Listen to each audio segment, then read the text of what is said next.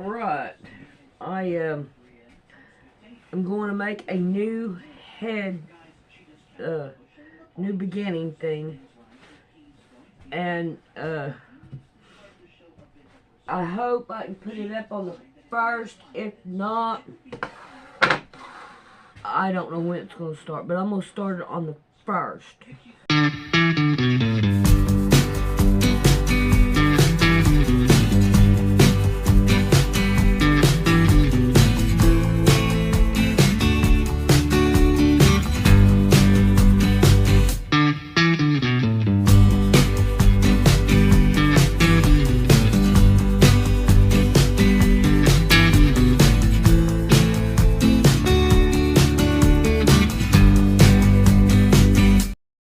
No matter when it is, so that way I can keep up with it for a year and then redo it in a year. But I do like this one. I really don't know if I'll change it or not, but I'm gonna try to make a new coming on, whatever you want to call it.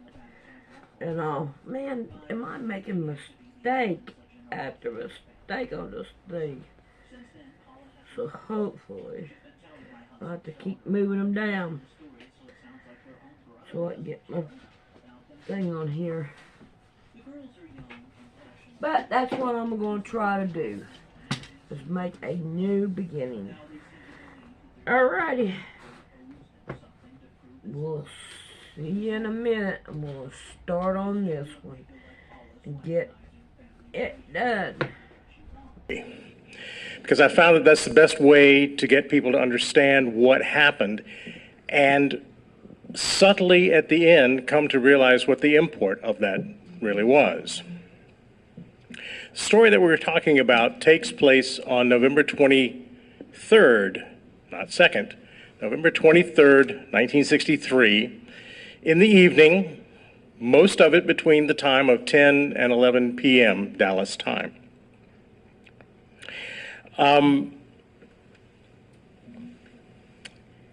I call the lecture that I give from Dallas to Raleigh because of obvious things that are going to come up, but Lee Oswald and the Fingerprints of Intelligence. And that may sound a little strange, but let me tell you where it came from. U.S. Senator Richard Schweiker was in charge of an investigation in the U.S. Senate that had to do with the intelligence community and how they responded to the John Kennedy assassination. And Senator Schweiker went into it with both feet and really began to understand some of the complexities of the case and to realize that the answers were not nearly as simple as we had been told. And at one point, he said this quote, "We don't know what happened, but we do know Oswald had intelligence connections. Everywhere you look with him, there are the fingerprints of intelligence." And as I'm sure you've already figured out now, we're not talking about intelligence as in IQ, though he was not really the dumb kind of wasteling that he's projected to be. What we're talking about is U.S. intelligence. We're talking about the United States intelligence community, represented by, but not limited to, the Central Intelligence Agency, the Defense Intelligence, Office of Naval Intelligence, and others that find and provide information and analysis so that the leaders of our country can make the decisions that they need. He believed, from everything that he saw, that Oswald had the fingerprints of intelligence all over him. And notice he worded it that way. We're going to come back to that phrase. I think he did it on purpose, and I will let you know why after we understand what Oswald himself did while he was in jail. We cut to the situation where, as I said, it's about 10 p.m. in Dallas. In the switchboard room of the Dallas jail, which was on the 5th floor of the municipal building, there were 2 women working that night. The older and senior one of them was a Mrs. Louise Swinney, and a slightly younger lady who was going to come in and take her shift starting at 11 was a Mrs. Alvita Treon. Now, she'd been asked by the lady that was getting off at 11 if she could come in a little early because that lady wanted to leave early. So really, Mrs. Treon got there around 10:15 or so. She doesn't know exactly what time she got there. But it left the two ladies there for that 45-minute period, from 10:15 to 11 p.m. And here's what happened. Mrs. Treon sat down at one end of the switchboard. Mrs. Swinney was already seated at the other end. I'm sure they had things to say to each other and all the talk that people were doing about the assassination and how terrible it was for the Kennedy family and for the nation and certainly for the city of Dallas and all the other things that they might have talked about. But Mrs. Swinney had one other thing to tell her. Mrs. Swinney said that she had been told earlier in her shift that at some point they discovered or they knew that Lee Oswald was going to want to make a telephone call. And that at that time, two men would come down or go up, depending on where they were coming from, to the fifth floor switchboard. They were to be admitted, put into a side room where they could monitor whatever call it was that Oswald wanted to make. And so the two ladies knew about that. Not too long after that, there was a knock on the door. The two men entered. Mrs. Swinney knew to expect them, ushered them into the room, closed the door. And within a minute or two, the red light on the switchboard indicating a call coming in from the jail itself told them pretty much what they needed to know. Mrs. Swinney and Mrs. Treon knew this is it. The story goes that the two of them literally in their particular places on the switchboard plugged in their headsets at exactly the same time. And it was Mrs. Treon who first said, "Number, please." But knowing that Mrs. Swinney was the senior in the hierarchy there and the switchboard, and that she sensed that Mrs. Swinney wanted to handle the call, perhaps had been told how to handle the call, she demurred, but she stayed on the line. Mrs. Treon stayed on the line and was able to hear everything that Lee Oswald was saying to Mrs. Swinney. He told Mrs. Swinney, and therefore Mrs. Treon, who he wanted to talk to, collect call he wanted to make, what area code, the name of the person, and two telephone numbers. Mrs. Swinney takes the key off so that Oswald can't hear her, but he's still on the line, and switches in to the two men that are sitting in the equipment room. And she tells them everything that Oswald had just said. Mrs. Treon is sitting over there, and having heard all of it, she's writing down all this information because she and her daughter, once they found out, daughter was visiting her, she worked in the same building, once they found out that there was going to be this connection with Lee Oswald, the daughter said, "If this happens, write this down and let's keep it as a souvenir because this is something we're going to want to remember." So that's what Mrs. Treon was doing, wrote down everything that Lee Oswald said, and Mrs. Swinney repeated it to the two men in the next room. Now, Mrs. Treon couldn't hear the response of the two men, but after a few seconds, Mrs. Swinney said, "Fine," or "Okay," or whatever, and disconnected the two men in the other room. And Mrs. Treon would later say that Mrs. Swinney was sitting there extremely nervous, shaking, obviously very agitated at what she was next supposed to do. And that was this. She opened the key back up to Oswald and said, "I'm sorry, sir, no one answered at that number." Closed the key, and the call was finished. She never attempted to make the call, and almost certainly it was not her idea not to do that. The story continues that the two men came out of the room, thanked them for their cooperation, and left. Mrs. Swinney stayed on until her shift ended at 11 and left then or soon thereafter, and Mrs. Treon was left to consider all that had just happened in the context of everything that had happened in the last 36 hours in Dallas. Oswald didn't know when he was making this call that he had 12 hours left to live. Mrs. Treon would later say that she was absolutely dumbfounded at the way that had played itself out.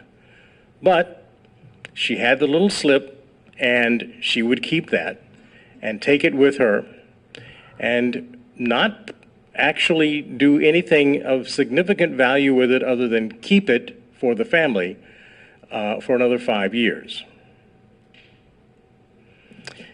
Now let's take a look at the slip that Mrs. Treon actually wrote. The original slip stayed with the family of the Treons when they moved to Springfield, Missouri, a couple of years after the assassination. And what has come down to us are photocopies of photocopies of photocopies of photocopies. And you know what happens even with the best of machines now, but certainly with the really poor quality or lesser quality machines that they had back then. Every time you made a photocopy, things got smudged and became less readable. So I took one of those, the earliest copy that I could find of the slip, and digitally remastered it and took out all of the garbage that was on it so that we can see it almost exactly the way Mrs. Treon wrote it. And let's see the information that's contained here. Bottom left, AC 919. Well, as Tom alluded in his introduction, I was reading a book in which this story was recounted in 1980, and the author, Anthony Summers, said, and it is reported that Lee Oswald attempted to make a call to area code 919. I was living in Hartford, Connecticut at the time. I'd taken a job up there, was on a train going into New York City for some business, and I was reading the book. And I got to area code 919, and I stopped, and I said, that sounds familiar. And a couple of seconds later, I hope it wasn't much longer than that, I thought, that's my area code at my home that I just moved from in Raleigh, North Carolina. Upper left-hand corner, collect call. Obviously, that was the only kind of long-distance call that Oswald could have made because there was no way of paying for it, and they were certainly, for a prisoner, the city was not going to pay for it and then try to collect back from him. So it had to be a collect call. First line says it came from the jail. Second line, from Lee Harvey Oswald. Now, I'll stop here for just a second and say, do you realize or do you understand why we call him Lee Harvey Oswald every time we refer to him? Well, that was his name. Yeah, but my name is Grover Belmont Proctor, Jr., but nobody calls me that. Nobody refers to me as that. I was not introduced here tonight as your speaker, Grover Belmont Proctor. But think about it. It took me a little while to realize this. The press got their information from the arrest sheets that were typed up on these old manual typewriters that they had in 1963, where it has a space for the person's first name, middle name, last name. And so that's the information that was given out, and everybody followed it, and that's why even today you'll hear these notorious criminals or people arrested for crimes listing all of their names when that's not what they were called. He was Lee Oswald, and I have made it a point in all of my lectures to refer to him to that because that's who he was, and that makes him more real, and that makes the situation in Dallas, I think, more real. To Raleigh, North Carolina, and there it was. By the time I got around to finding this slip, there was my hometown. The person called John Hurt. And two numbers over there on the right, you can read them, I don't need to read them to you, 112363. And then in the lower right over there, DA and CA. And those were the codes that Mrs. Treon wrote in to remind herself that DA meant didn't answer, because that's what Mrs. Swinney had told Oswald, and CA canceled. The call was canceled and not put through. And she put Mrs. Swinney's name down there because Mrs. Swinney had been the one to do it. And that's why that form looks like that. Now, how do we know now about this if it did not come to the attention of the Warren Commission, and it didn't? If Mrs. Treon packed up this slip and carried it with her to Springfield, Missouri, and lived out the rest of her days there, which she did, how is it that we now are gathered here 52 years after the assassination talking about this particular slip? And that's Act 2 of our story. When Mrs. Treon moved to Springfield, Missouri, she and her husband and family had been helped to move there by a close family friend who lived there in Springfield, and his name was Winston Smith. And there's at least two people in the assassination lore whose name was Winston Smith, but this is the other one. Winston Smith was a family friend, and he figures into this in one way. One night, in the middle of the winter, December, early January of December of 67 or January of 68,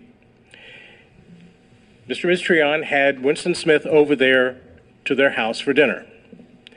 And during that dinner, she said, you know, you might be interested in something that happened to me that I was witness for at the time of the Kennedy assassination. He said, oh, well, sure, tell me. And so she did. She told him everything that I just told you, maybe more, but that's as much as I know about the issue. And he said all the polite and interested things that people say, and he went away, and he was tangentially in law enforcement himself. He worked in the records area for the penitentiary there. And so he knew law enforcement people, and the more he got to thinking about it, he knew that this was not information that should be just stayed and not considered. So he called in late January of 68, he called Mrs. Treon and said, I think I should tell the sheriff of Greene County here, Mickey Owen, I think I should tell him this story and see if he thinks something should be done. She said, well, fine, that's fine. He told Sheriff Owen. Owen said, yeah, I think maybe I should go and talk to her. Went and talked to Mrs. Treon. Collapsing the story here, he discovered that she was not a flake. She was not after attention. She was not trying to cash in on this. She was not the kind of person that he felt would be fabricating this. She seemed like a normal person. In fact, those were the two words he used. He listened to the story and he said to her, I think this is federal. This is the assassination of a president. This happened in another state. It really is not Greene County. I think I should call the FBI office here in Springfield. I think they'll want to talk to you. Again, she said, that's fine. 2 FBI agents did show up. They interviewed her. She said that they were very interested in what she had to say, that it sounded like to her that they had never heard this story before, and it's almost certain that they had not. She told them about the long distance, or LD, phone slip that she had filled out that evening, and they said, we'd like to see it. She showed it to them, and they said, we'd like to take this and make copies. Beverly, is this sounding familiar? And so she said, well, sure, but I really do want it back because this has become a family thing. And so they agreed and they went away. And she didn't hear from them for weeks and weeks and weeks. She finally called the sheriff and said, I haven't gotten the slip back. And he was fortunately able to raise enough stink with the FBI that she actually got the slip back. But the most interesting aspect of this part of the story is that somebody during this time, 68, 69, we have no idea what the date is, but somebody who had listened to Mrs. Treon's story, told in probably greater detail than I shared with you tonight, sat down at a typewriter with legal-size paper and carbon paper and typed out an affidavit as if prepared by Mrs. Treon, and as if giving every single thing that she had said about what happened that night. This is my retyping of it, because by now The original affidavit is gone, and we only have copies of the carbons that were made, and now they're copies of copies. So you wouldn't be able to really tell anything. But I retyped this and put this on my website so people can read everything that's there. You'll notice in the upper left-hand corner, it's written for State of Missouri, County of Greene. Well, the first thought was maybe the sheriff did that, but there's no indication that he ever said that he did that, and he never presented it to her for signing. Well, then what about the FBI? They knew everything. I'm certain they had taken notes. But why would they have made it for County of Greene? We don't know. But the affidavit appeared, and it appeared very, very quickly. And I want to show you just how quickly. Remember I said that in late January, Winston Smith called Mrs. Treon and said, I think the sheriff should come and talk to you. And she said yes, right? If we are to believe Winston Smith, and everything else seems to have been met with approval with the Truth Police, if we are to believe what he said, a week after that, he was contacted by a journalist. Okay, fine. But here's what I want you to imagine. He calls the sheriff. Let's say he calls the sheriff on the exact same day that he called Mrs. Treon. And let's say that the sheriff rushed out there that day. And let's say that the next morning he called the FBI and they rushed out there that day. So that's 3 days of our week gone. But by the time that seventh day had come around, a journalist called Winston Smith, which means he knew Winston Smith had told the story, wanting more information because all the journalist had right now was this affidavit and a copy of the long-distance phone slip.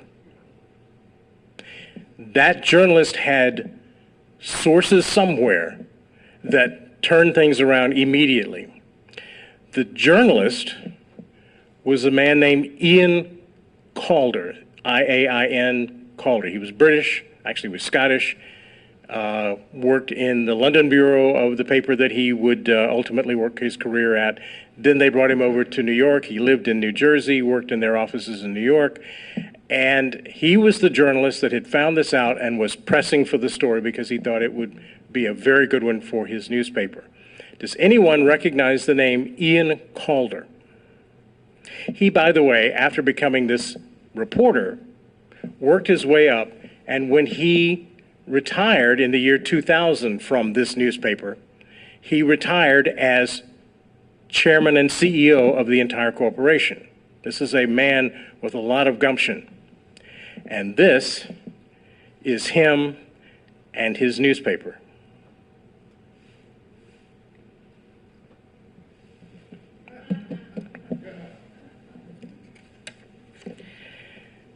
Now, there's a very short portion of the story here that Ian Calder figures into. I'm going to really boil it down, but it has importance beyond the Raleigh Call story, so I want you to know about this story. There was a man by the name of Abraham Bolden, and Abraham Bolden, among his other many positive qualities and accomplishments, President Kennedy had named him as the first African-American Secret Service agent to work the White House detail. He was an extraordinary man, and when he was working in the Treasury, they said he closed more counterfeiting cases than anybody before him. He was brought over to the White House detail, and he was working on the White House detail at the time of the assassination, though not in Dallas. He was in Chicago, which is where he was living. And Abraham Bolden figures into this two ways. First of all, he gave a report that still exists that on the night of the assassination, on the night of Saturday, late Saturday night, remember the time that the call came through, the Raleigh call. Late Saturday night, a dispatch came through to the Chicago Secret Service office, and he assumed to all of them, to research any information they might have about a man named Hurt or Heard, H-E-A-R-D. Didn't have anything, didn't report it. But the other aspect of Abraham Bolden that makes him a part of this is that he made statements to people he worked with and people he knew that he was going to testify to the Warren Commission about the lax performance of the Secret Service up to and including the time of the assassination, of agents being intoxicated at times that they were not supposed to be, of using agency cars to travel with women to parties, and all the things that actually we've been hearing about the Secret Service over the last little bit.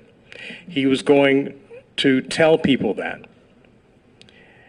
Well, he also said that he had evidence that at least one Secret Service agent had been at least peripherally involved with the planning or the outcome of the Kennedy assassination, and he was going to name the name. Imagine the surprise of all of us conspiracy people to learn that shortly thereafter, he was arrested on charges of soliciting a bribe from a counterfeiter that he was trying to put into jail. He was put into jail, and you should read this for yourself, but he was exceptionally badly treated. His wife was threatened with weapons and followed. His children were trying to get him out and trying to get people to recognize that this was not a man that would take a bribe, but he was, in fact, convicted. As part of the case to try to find out if Bolden was telling the truth about everything that he was saying, and also to see if Bolden's assertion that there had been reports of a plan to assassinate the president earlier in Chicago were correct, a Freedom of Information Act request was made for various documents, and the person who filed that used the telephone slip from Mrs. Treon as evidence that there were shenanigans going on, that there were people involved that had not been brought in.